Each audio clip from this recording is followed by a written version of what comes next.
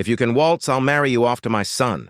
The words cut through the laughter-filled ballroom like a sword. William Thompson III, scion of a Manhattan dynasty and a man tipsy on whiskey and ego, lifted his champagne flute and pointed directly at her, the black woman on her knees, gathering the broken shards of a crystal tray she'd just dropped. The room had descended into a spooky hush. More than 200 VIP guests had been invited to mark the opening of Thompson Holdings' new skyscraper, but now all eyes in the lavish hall were on Kesha Williams, a 35-year-old contract cleaner who had been cleaning these types of functions for only 3 weeks. "Dad, that's enough," Jonathan Thompson, 28, said with a quiet shame, his face reddening at his father's humiliating display. But William had no intention of stopping. Ignoring the embarrassment surrounding him, he marched into the middle of the marble floor, arms akimbo like a jurist in a court. "This woman obviously doesn't have the coordination to even sweep," he slurred, pointing at the broken glass. "Let's see if she can at least dance to a rhythm." Kesha remained crouched down, shaking hands grasping the pieces.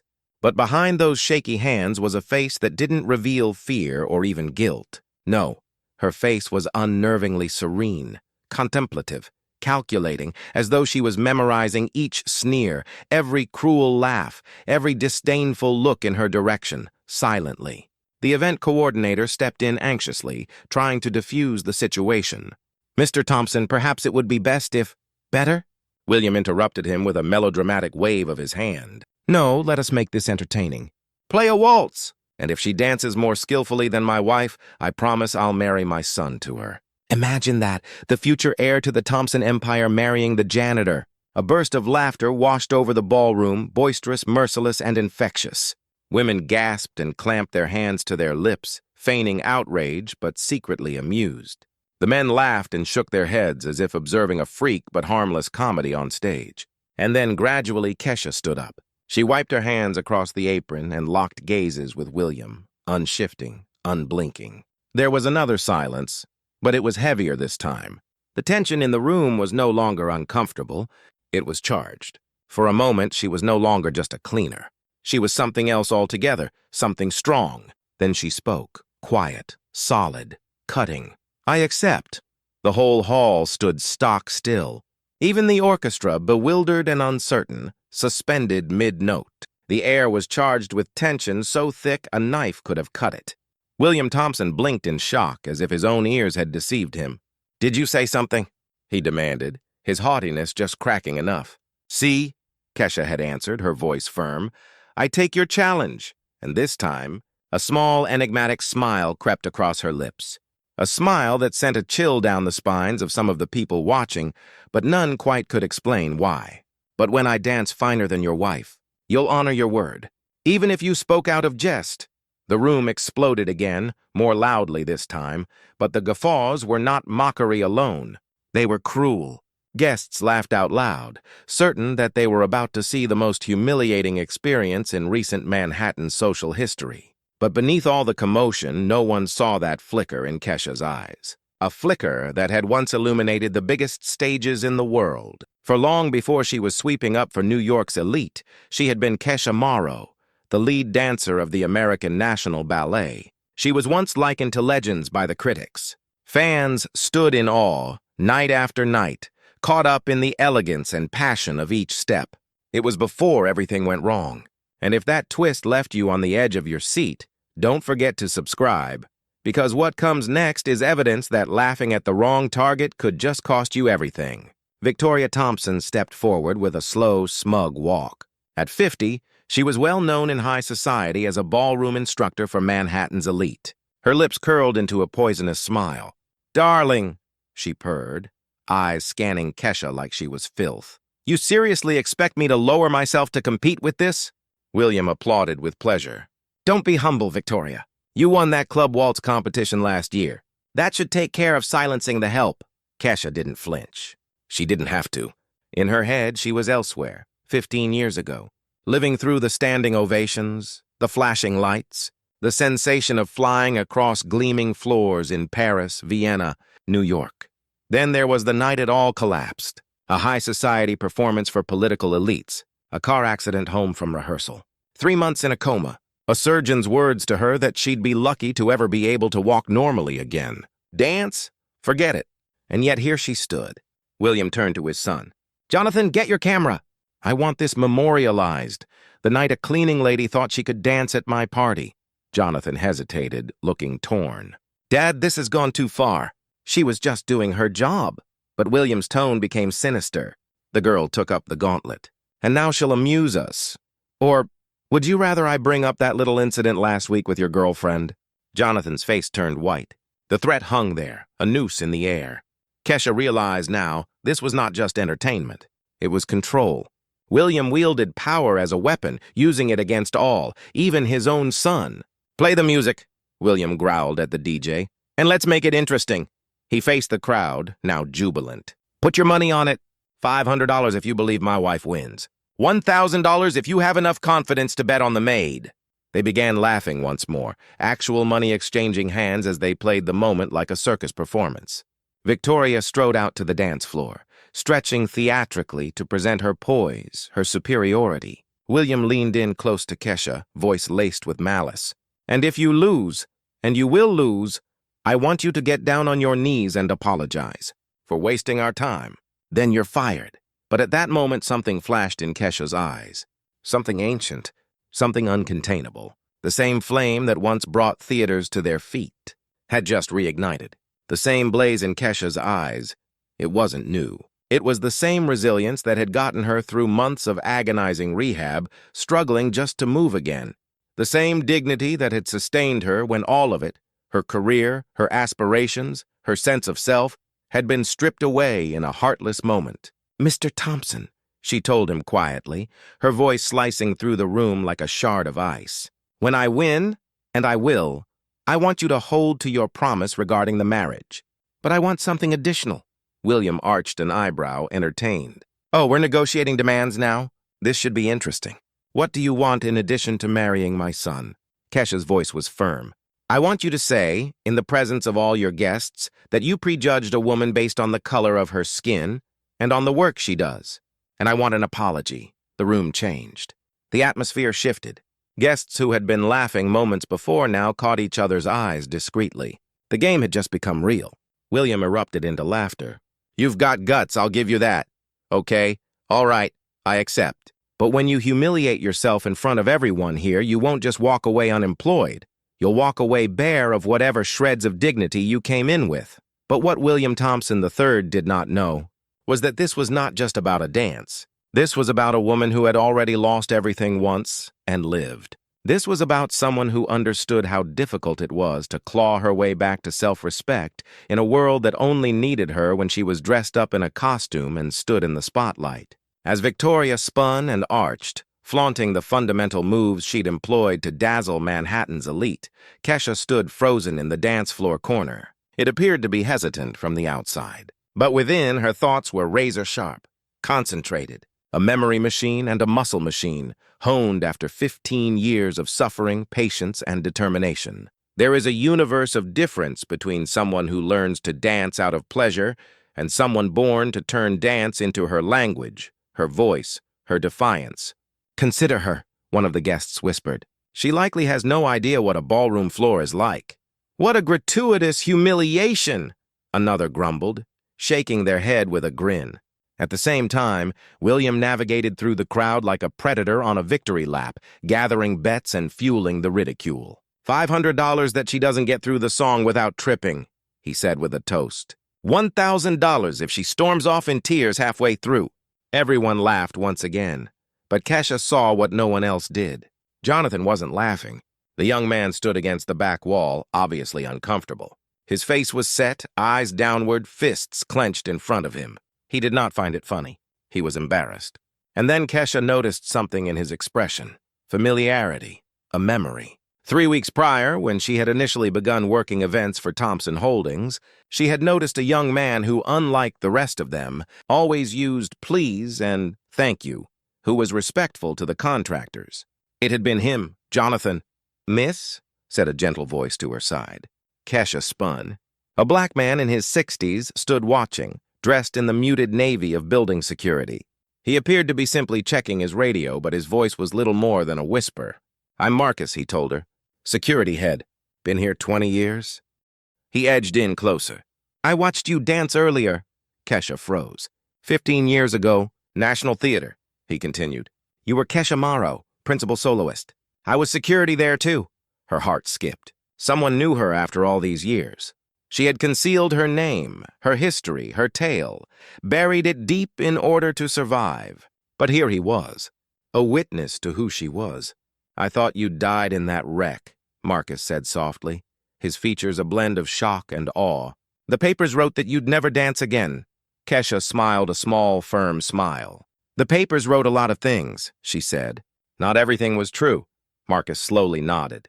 What they did to you then, that was injustice, he muttered, speaking low and even. But what they're doing to you now? He looked over into the room toward William, who continued to laugh boorishly. That's even worse. At that moment, something inside Kesha shifted. A silent resolve firmed into something unshakable.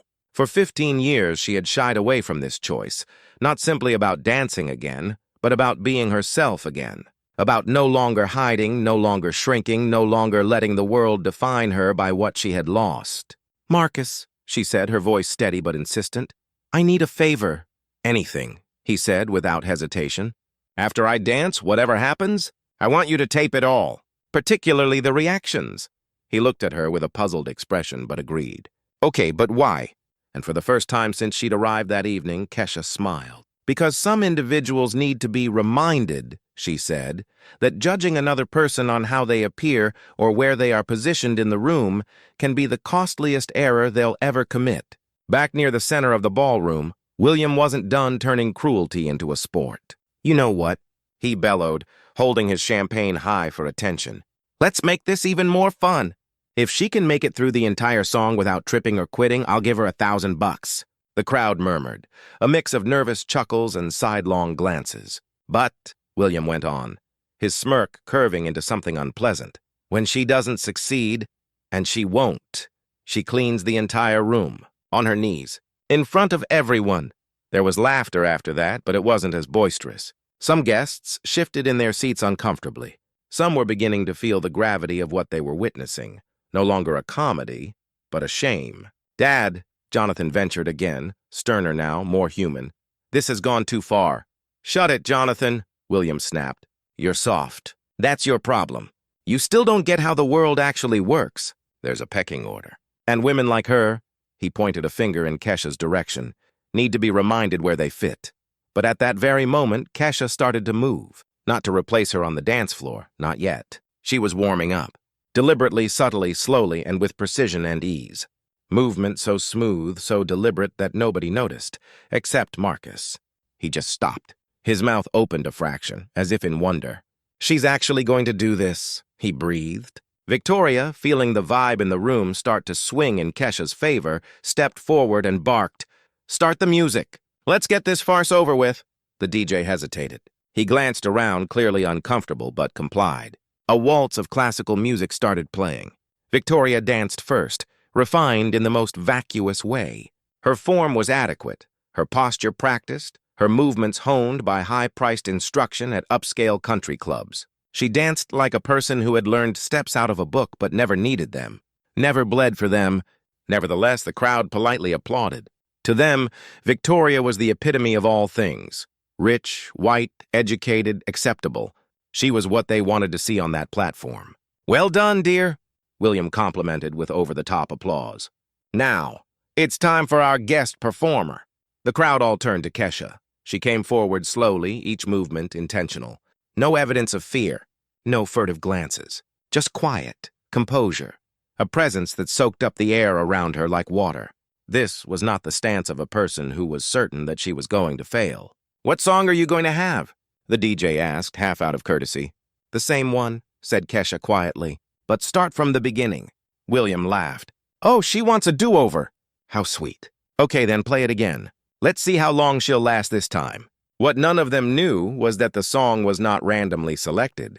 It was that waltz, that one she had danced hundreds of times during her career, the piece that had resided in her body for decades, the one that did not merely reside in her memory but coursed through her muscle, her breath, her soul. It was also the final full work she had performed prior to the accident, the evening she had stood for 5 minutes as the crowd roared at the National Theater, an evening when critics had hailed her performance as transcendent and one of the most emotionally shattering works of American dance in a generation. As the music started again, Kesha shut her eyes.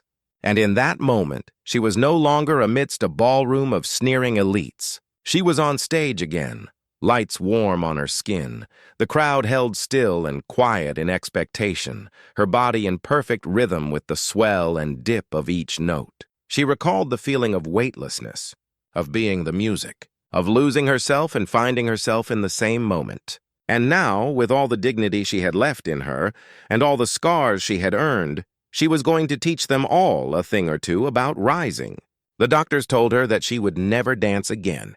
The media had already turned the page, announcing her career was over, another tragic story of potential squandered. And for a while, even Kesha had accepted it. But pain has a way of rewriting faith, not annihilating it, but folding it over and over again until it is reborn. She never went back on stage. She never staged a dramatic comeback or re-signed with a company. But she never lost the dance. In the secret darkness of her new existence, behind door-closed doors and in moments of greatest despair, she danced, tentatively, quietly, in secret, remaking not only her muscles but her connection to the one thing that had ever truly brought her to life, the dance. And now, in a ballroom filled with prejudice, money, and condescending eyes, something truly amazing was about to occur. As the music started, the atmosphere in the hall changed. Kesha lifted her arms. The musicians, honed to detect nuances, looked at each other. Some of them even creased their brows in bewilderment. Something in her stance, in the way her fingers were stretched out, in the set of her shoulders. It wasn't amateurish movement. It wasn't performing for an audience. This was art, and then she began to move, not with the awkward hesitancy everyone anticipated, but with a poise that redefined the rules of the room. It was as though she'd shed gravity, and the floor no longer caught her the way it caught everyone else. Her footsteps were light, modest, almost demure at first, a calculated decision to keep expectations low.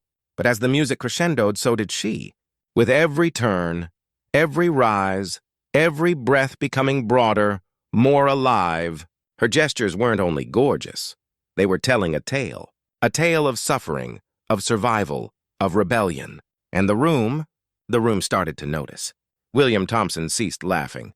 Victoria's smile cracked and dissipated. Whispers spread through the audience. They weren't seeing a cleaning woman attempting to emulate poise. They were seeing an artist restoring her crown. "My God," someone breathed, amazed. She's incredible." Then there were the pirouettes. A perfect series that would humble any professional ballerina. The audience stuck. Gasps filled the air. And before anyone could breathe again, Kesha burst into a grand jeté, her body soaring through the air with a weightlessness that left her appearing to be unattached to the very earth itself. These weren't ballroom stunts. This was classic ballet of a world class, injected into a waltz with the kind of expertise that only a virtuoso could possibly get away with. In the rear of the room, Marcus kept his promise. His phone was in hand, taping not only Kesha's genius, but the faces of the people who had belittled her, particularly William's.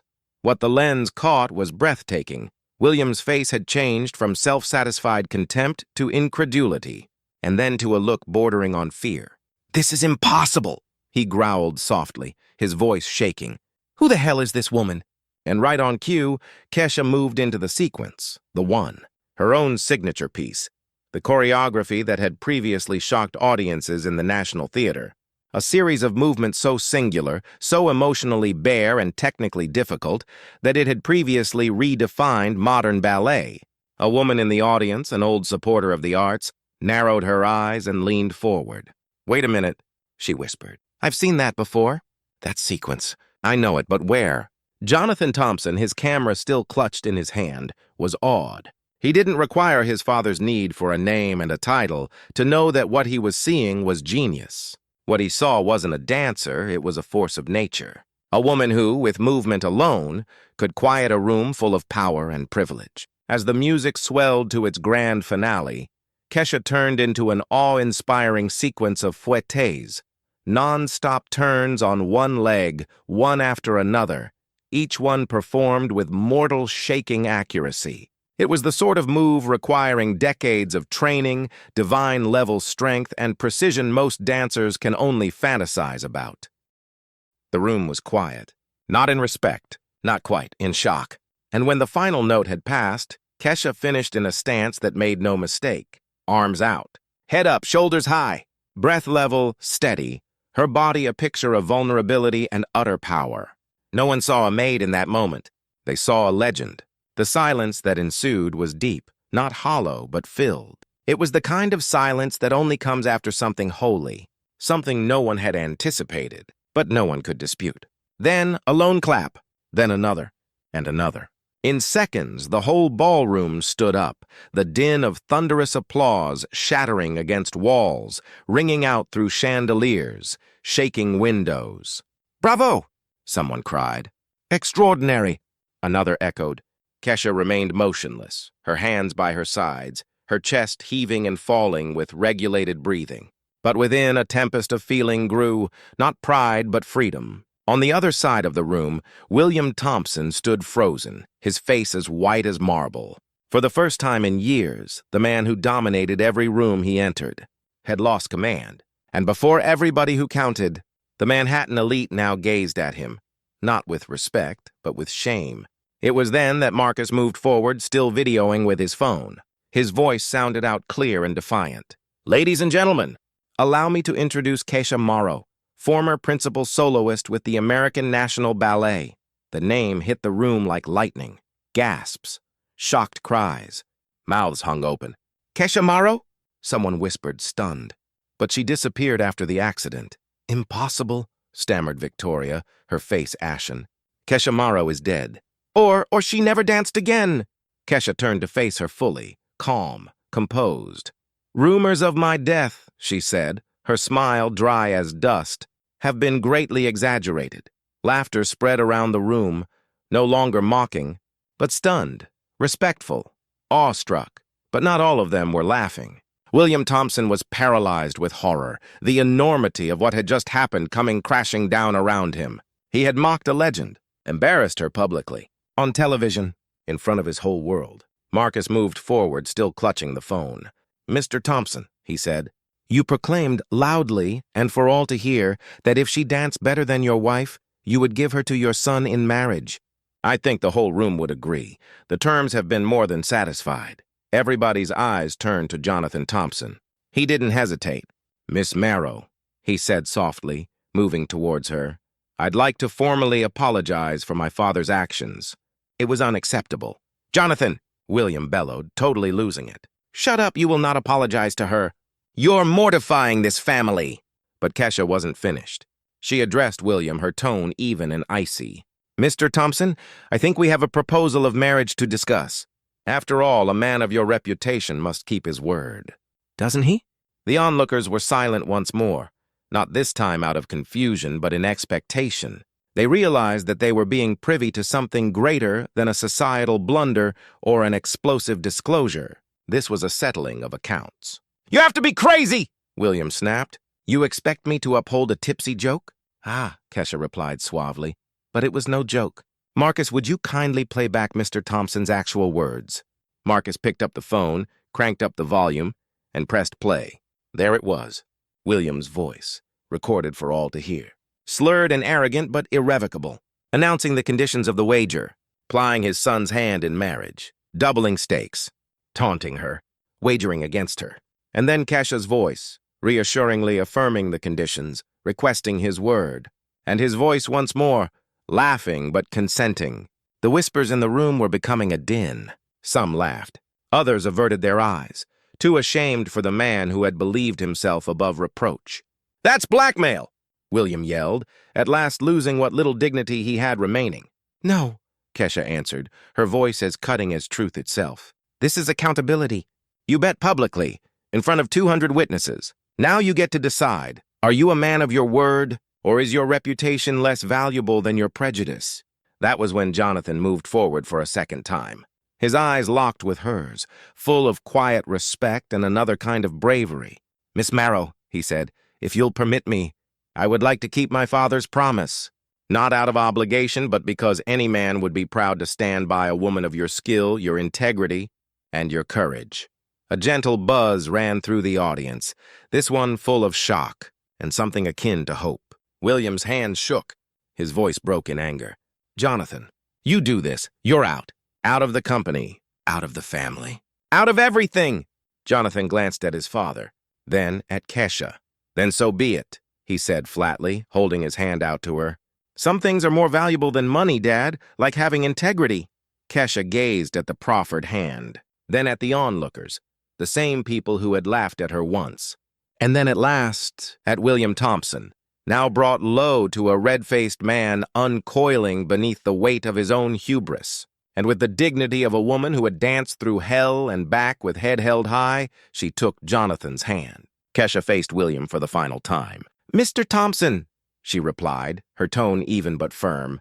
15 years ago, individuals such as yourself determined that I was entirely without value, merely because I became flawed. And tonight you attempted to shame me due to the hue of my skin and the labor I performed to survive. She paused, allowing the heaviness of her words to sink into the silence. But do you know what I've learned in all those years? Nobility isn't inherited or stored in the bank. Nobility comes from how we treat other human beings, particularly when we think nobody is looking. Then she looked at Jonathan, her face giving him a gentle but genuine smile. Your son has clearly learned that lesson, despite everything. A ripple of murmurs passed through the room, not of judgment now, but of agreement. As for the marriage, Kesha added, her eyes twinkling with quiet dignity, I'll accept dinner with him. But marriage? That's something two people decide together, through love and mutual respect, not through humiliating bets. The ballroom exploded. This time, the applause wasn't for a dancer's genius. It was for her intelligence, her courage, her dignity. William Thompson stood stunned, the cold, hard reality falling on him. He hadn't merely lost a wager. He had lost the room, Manhattan's upper crust's respect, and, most agonizingly, his son's respect. Muttering something about leaving it to the lawyers, he turned and left the hall, face white, shoulders hunched, with Victoria close behind, looking as if she hoped the floor would swallow her up. Marcus paused the recording on his phone and walked over to Kesha with a smile. Well, he said, pocketing the phone, this is going to be absolutely riveting when it goes online. And it was. Because by morning, the moment had gone viral. The video with the title, Millionaire Humiliates Legendary Ballerina and Instantly Regrets It, had garnered millions of views on all platforms. The people of the world viewed, shared, and commented with outrage, awe, and admiration. By noon, William Thompson III was the face of public shame. $3 million worth of contracts were revoked within 24 hours. His business associates held an emergency conference. And Victoria? She barricaded herself in their penthouse bedroom, afraid to face the world outside. In the office, newspapers with hatchet-like headlines swarmed around William like vultures. And facing him was Jonathan, no longer the shrinking heir, but a man who had finally found his voice. Father, he declared sternly, the board has acted. You have an hour to resign, or you'll be out. William glared at him, his voice cracked. You did this. You betrayed me. Jonathan's answer was brief, but it landed with the impact of reality. No, he stated. You betrayed yourself, the moment you chose your arrogance over your humanity. Meanwhile, throughout the city, Kesha sat in a peaceful cafe, her phone ringing non-stop with messages.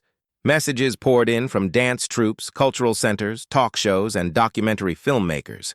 Appearances were being offered to her left and right, not to speak her truth, but to celebrate her comeback. She had once thought her career was done, but now the world at last understood what the theater community had always known. Legends don't die. They rise, again and again, regardless of how far they fall. Throughout the days that followed, the name of Kesha flared across the globe.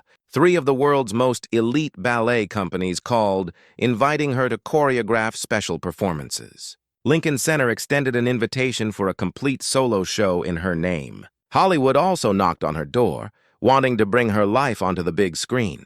It wasn't the celebrity status or the stage or the movie screen that reached her deepest. The gift that brought tears to her eyes came from a small group of kids. The pupils in the nearby community school where she had secretly volunteered prior to accepting a cleaning position at Thompson Holdings. They had pooled what little they had, only $23, and sent it to her, labeling it a scholarship, so that she could return and teach them again. Kesha held the crumpled envelope with both hands, her eyes misty. "I'll take it," she whispered, "but on one condition. Let's turn this into something bigger." And they did. 6 months after, the Kesha Morrow Center for the Arts was finally opened in the middle of Manhattan, a venue where kids from all walks of life could learn to dance, sing, paint, and perform. Supported by donations from all over the world, the center was a monument not only to talent, but to determination. The initial big donor? Jonathan Thompson, now operating a redesigned version of the family business, reconstituted around a new mission: social responsibility instead of status. He had turned his father's legacy upside down and begun a new one of his own. As for William Thompson, he lost it all: his firm, his reputation, his influence. Victoria sued for divorce and moved to Europe. William was last spotted employed as a junior consultant in some soulless corporate cubicle, an empty shadow of the man who used to think money could justify heartlessness. At the center's official opening, Marcus stood next to the dance studio's large glass windows, observing Kesha instruct a room of laughing, rainbow-colored children.